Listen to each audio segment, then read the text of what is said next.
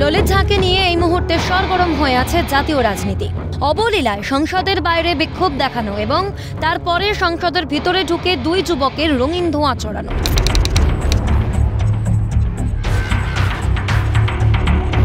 সংসদ হামলার 22 বছর পর নতুন সংসদ ভবনের লোকসভা কক্ষে ফের হানা। এরপর ঘটনার মূল চক্রী ললিত ঝা পুলিশের কাছে গ্রেফতারের পর নানা তথ্য দেন দিল্লি পুলিশকে। উঠে আসে ললিত ঝার বাংলা চোখের কথাও। এই কলকাতাতেই থাকেন ললিত। কলকাতারই এক সংগঠন সাম্যবাদী সুভাষ সংগঠনের সক্রিয় এবং প্রধান সদস্য ললিত, এমনটাই জানা যায় সূত্র মারফত। স্বভাবতই এরপর লালবাজারের আধিকারিকরা এই সংগঠন কি কাজ করে, কতদিন ধরে কাজ করে, এমন নানা প্রশ্নের উত্তরের খোঁজ করেন। আর তাতেই জানা যায় এই সাম্যবাদী সুভাষ সংগঠনের মোট 500 জন সদস্য, যার মধ্যে অতি সক্রিয় এবং প্রধান সদস্য ললিত ঝা। এই সংগঠন মূলত নেতাজি সুভাষচন্দ্র বোসকে নিয়ে কাজ করে। সংগঠনের কয়েকজন সদস্যের সঙ্গে ইতিমধ্যেই পুলিশ কথা বলেছেন। সূত্রের আরও খবর, এই সংগঠন গত 23শে জুলাই একটি পদযাত্রা করে, যার আবেদন করা হয় কলকাতা পুলিশের কাছে, এবং সেই আবেদনপত্রে ললিতের সঙ্গে ভলেন্টিয়ার হিসেবে নাম থাকতে দেখা যায় দুজনের।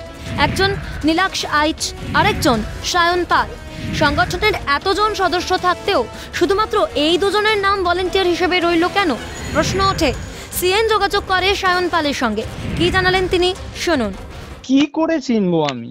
আপনারা যে সেই তবে থেকে বলছেন, আমি কিভাবে চিনবো? একটা গ্রুপ মারফত সে নর্মাল যেমন হয় তেমনই, কিন্তু পার্সোনালি এইগুলো তো অযথা প্রশ্ন। আমরা গিয়েছিলাম একটা র্যালির জন্য, নেতাজি সুভাষচন্দ্র বসুকে নিয়ে একটা র্যালি হয়েছিল, সেই র্যালিতে গিয়েছিলাম, এইটাই ব্যাস। এইবার ওইখানে অনেক লোক ছিল, কে কি মনোভাব নিয়ে বসে আছে সে তো আমাদের জানা নেই।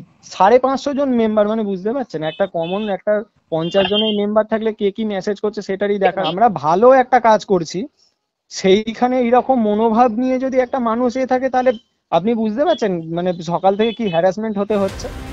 সায়নের দাবি তিনি ললিতকে চেনেন না, কোনোদিন চোখেও দেখেননি। তবে যেহেতু সংসদে রঙিন ধোঁয়া কাণ্ডে মূল চক্রী ললিত এই সংগঠনের প্রধান সদস্য, তাই এই সংগঠনকে নিয়ে পুলিশের কিছু ধোঁয়াশা থেকেই যাচ্ছে। তদন্ত চলছে, এরপর তদন্তে আরো নতুন কি তথ্য উঠে আসে সেটাই দেখার। অভিরূপা সাহার রিপোর্ট, ক্যালকাটা নিউজ।